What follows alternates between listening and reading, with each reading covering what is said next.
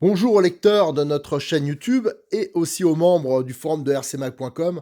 Alors aujourd'hui, je vais vous faire une vidéo un peu technique, hein. C'est pour vous présenter les différences qu'il y a entre un NXT version RTR, hein, la version brushless, et le tout nouveau RR 2020. Alors on va voir qu'il y a pas mal de pièces qui peuvent se monter, hein, mais il y a des pièces aussi qui ne sont pas compatibles, voilà, entre les deux versions. Alors les deux versions, on commence à bien les connaître, hein, le NXT version RTR, je vous l'ai déjà présenté en vidéo, on a fait l'essai routier, vous avez sur rcmag.com, vous avez toutes les astuces pour améliorer les performances, la fiabilité. Et pour la version RR, j'ai déjà fait une vidéo de présentation de la boîte. On a fait aussi une vidéo technique avec Stéphane Mathéo, son concepteur. Et là, tout prochainement, je vais vous faire le montage complet en vidéo de la voiture. Donc comme ça va être très long, ça va être sûrement plusieurs épisodes, hein, c'est la première fois que je vais tenter ça. Et comme là, pour l'instant, la voiture, elle est en pièces détachées, ça va me permettre de faire ce comparatif. Allez, on revient tout de suite avec la voiture en pièces détachées. Alors sur la table, j'ai étalé un peu toutes les pièces, hein, qu'on va comparer. Alors, j'ai fait un petit inventaire. Alors peut-être que je vais en oublier, hein, parce que comme j'ai pas encore monté le RR, il se peut que je fasse quelques oublis, mais ça je vous le signalerai sur le forum par la suite. Et là, pour pouvoir vraiment comparer, j'ai la voiture de Cyril, hein, de Modélis 34, c'est son NXT RTR. Alors c'est celui que j'ai présenté déjà en vidéo sur YouTube. On a fait aussi l'essai bilan sur le Grand Prix, pas le Grand Prix, mais le circuit du Grand Prix de Montpellier. Et aussi, qu'est-ce qu'on a fait? On a fait bien sûr l'article, hein, sur RC Mag, qui est pas fini d'ailleurs, avec tout le démontage, parce que la voiture, je l'avais entièrement démontée avant de l'utiliser. Et je pense d'ailleurs c'est une assez bonne chose.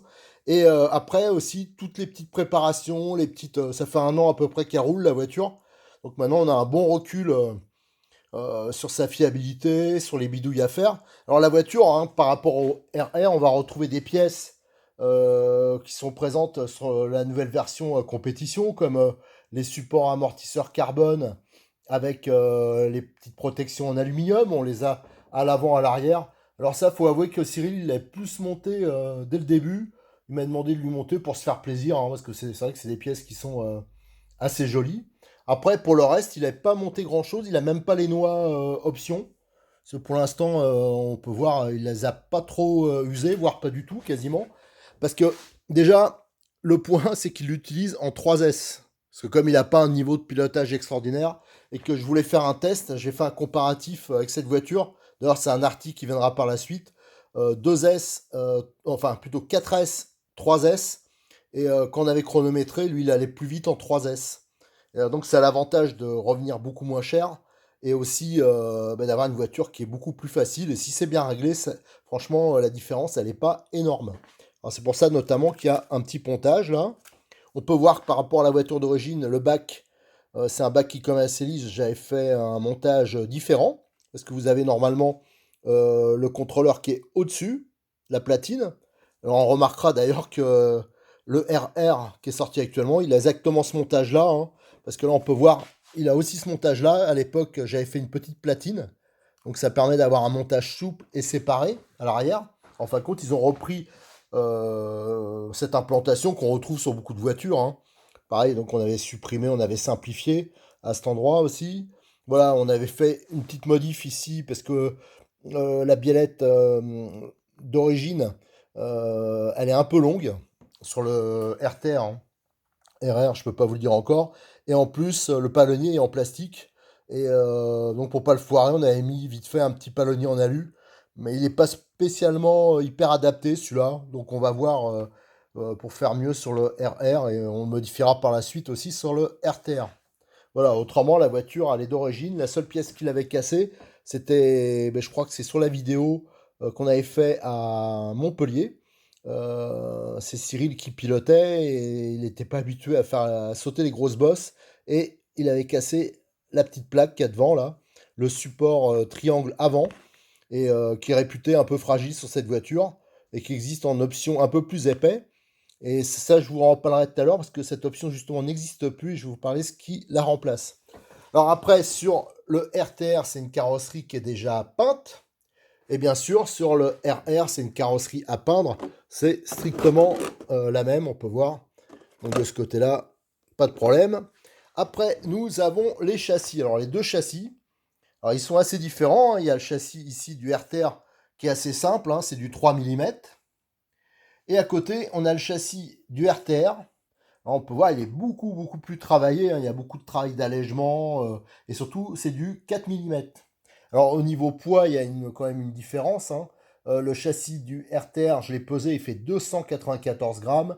Le châssis du RR fait 300, non, 335 grammes, voilà, c'est ça. Et la matière est peut-être aussi différente, on peut voir, hein.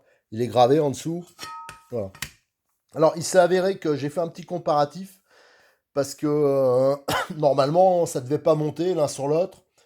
Si on reperce des trous, voilà, parce que sur la version RTR, si on veut adapter celui du RR, il y a quelques trous à repercer. Bon, je pense que c'est pas valable, hein, celui du... Je vais regarder, j'ai jamais fait attention, mais voilà, on peut voir qu'il est encore en bon état, le châssis, alors que la voiture, elle a roulé quand même, elle roule régulièrement.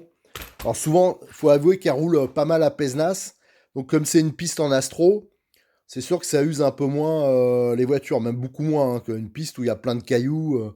C'est ça aussi qui fait souvent la grosse différence. Il y en a qui disent ah ouais, ma voiture elle s'use rapidement, mais il faut voir dans les conditions qu'il utilise. Si vous montez comme c'est prévu, il faut bien avouer c'est prévu comme ça d'origine en 6S, mais tout le monde sait que c'est pas raisonnable quoi avec un RTR en 6S, ça va beaucoup trop vite. Moi, il y a longtemps que je fais de l'ERC, déjà en 3S, je trouve que ça va déjà bien. Alors en 6S, c'est un avion, et bien sûr, les noix d'origine, tout ça, c'est pas du renforcé, donc ça s'use un peu plus vite. Donc là, donc on a les deux châssis. Donc moi, je pense que tout peut monter, mais il y a des trous à repercer, voilà. Après, ce qui change, c'est qu'il y a des platines qui, normalement, la platine du cerveau, qui sont en alu d'origine. Là, sur le RR, elle est en carbone. Autre chose qui change, qui est assez importante, c'est que donc le contrôleur n'est plus prévu pour être fixé au-dessus de la transmission centrale, mais ici, hein, comme moi je l'avais monté à l'époque, voilà. Et donc là, ils ont une belle petite platine en carbone qui sert à faire, ça je verrai exactement le montage, mais c'est en tout cas à cet emplacement-là. Chose qui change aussi.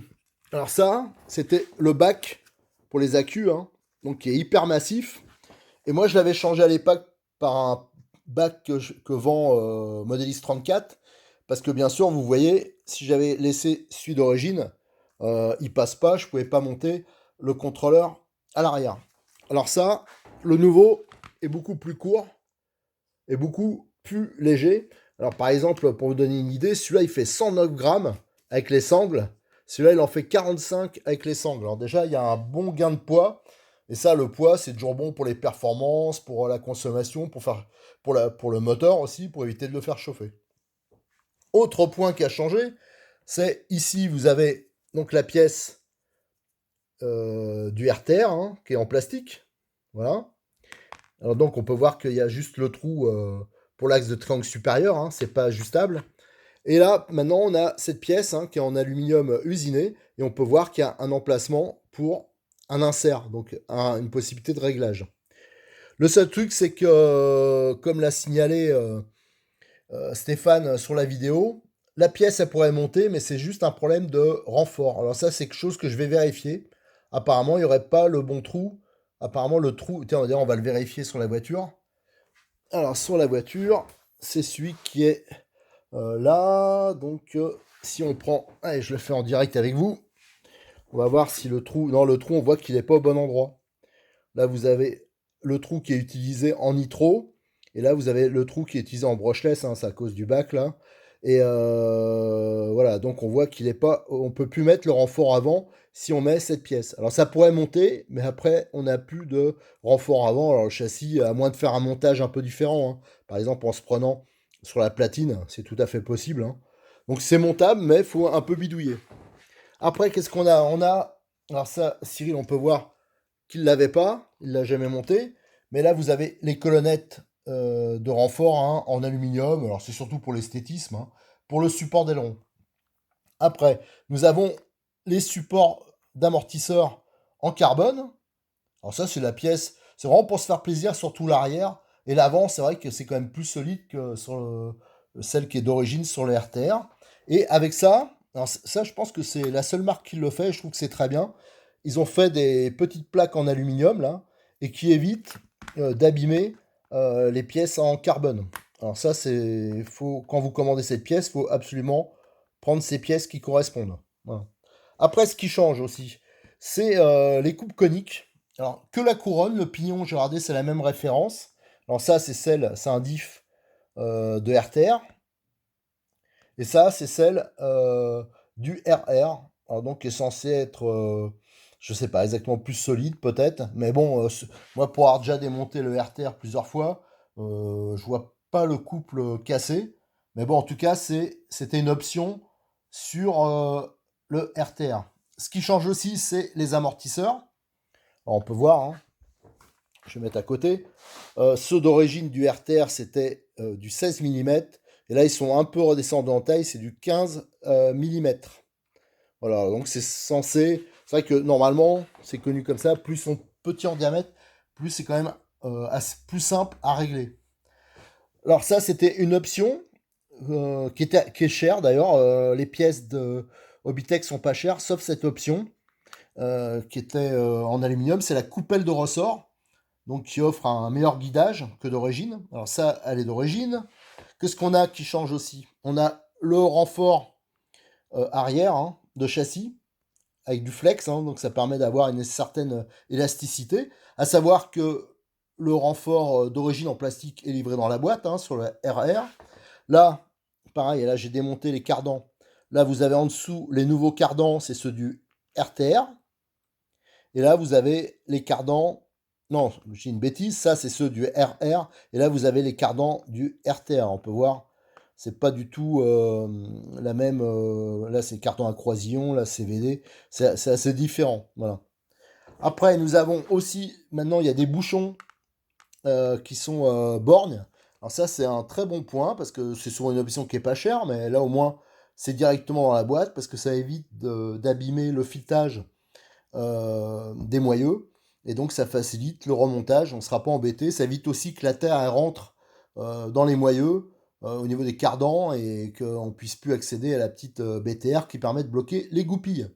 Alors à savoir ça, ça il me les a filés hein, d'ailleurs pour le montage du... Moi j'ai pris des rouges parce que pour l'achat, quand les gens achètent un RR à Modis 34, il leur laisse le choix de la couleur des moyeux et aussi le choix de l'aileron. Alors moi j'ai pris par exemple un aileron HB et j'ai pris des écrous rouges.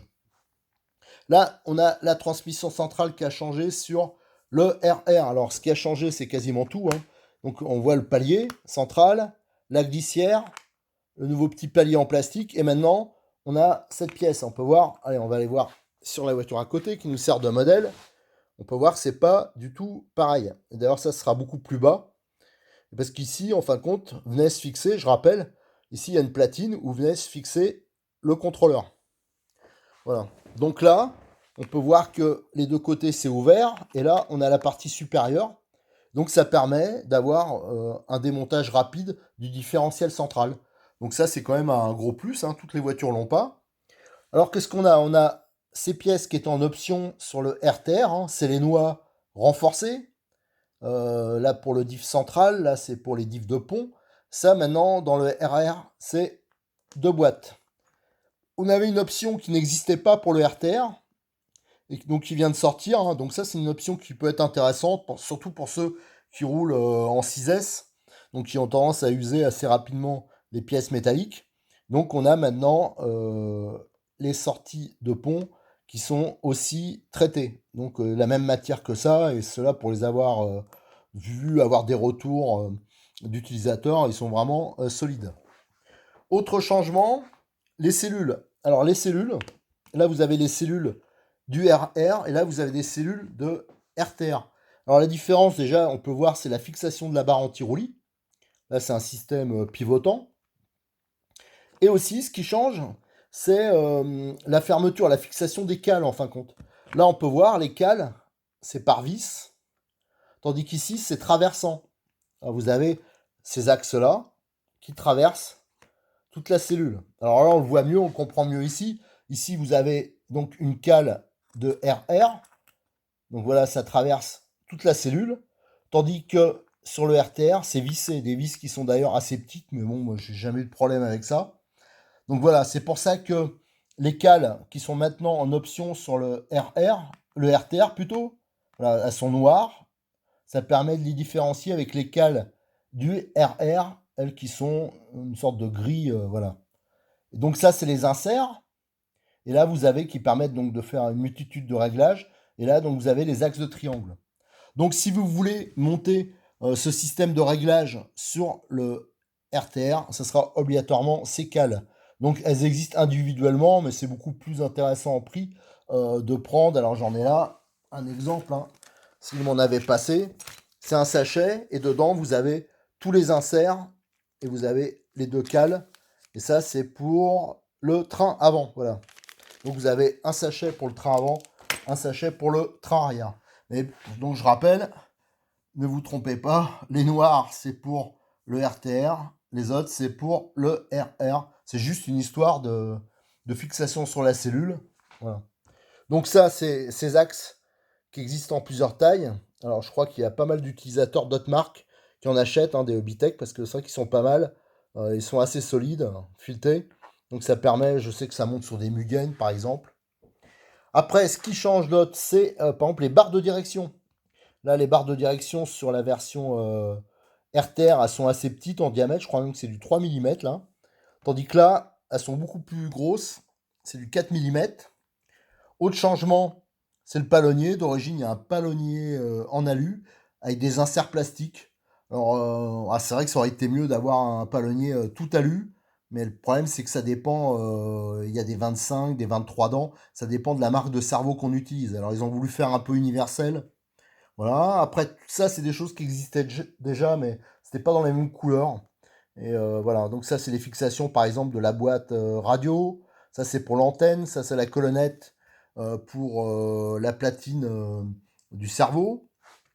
Ici, vous avez toutes les pièces, les rotules qui sont maintenant en aluminium sur le RR. Et vous avez aussi les fixations d'amortisseurs qui sont en aluminium et allégées. Voilà, donc ça c'est l'ensemble des pièces. Je pense que j'ai rien oublié. Enfin, j'espère. Et de toute façon, je vous tiendrai. Là, j'avais notamment, je peux vous montrer ce qui changeait aussi, hein. Là, on peut voir la fixation des cales sur la cellule, sur une version RTR. On peut voir aussi le support d'amortisseur d'origine, donc qui est en aluminium. Voilà. Et là, c'était le seul endroit où il y avait des inserts, hein. C'est sur le train arrière. Il n'y a que là qu'il y avait des inserts d'origine sur le RTR.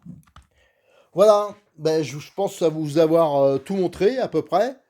Prochain rendez-vous avec cette marque, c'est le montage du RR. Je vais essayer de vous faire le montage complet en vidéo. Alors, je sais pas trop comment je vais faire, mais je pense que ça va être très long. Alors, il va falloir que je coupe ça en plein d'épisodes. J'espère que ça va pas trop vous lasser. Mais je vais essayer de le faire avec la vision d'un débutant, en vous montrant l'outillage, les huiles, enfin tout. Et aussi, je vais le monter pour moi. C'est une voiture que je vais monter pour moi, pour rouler.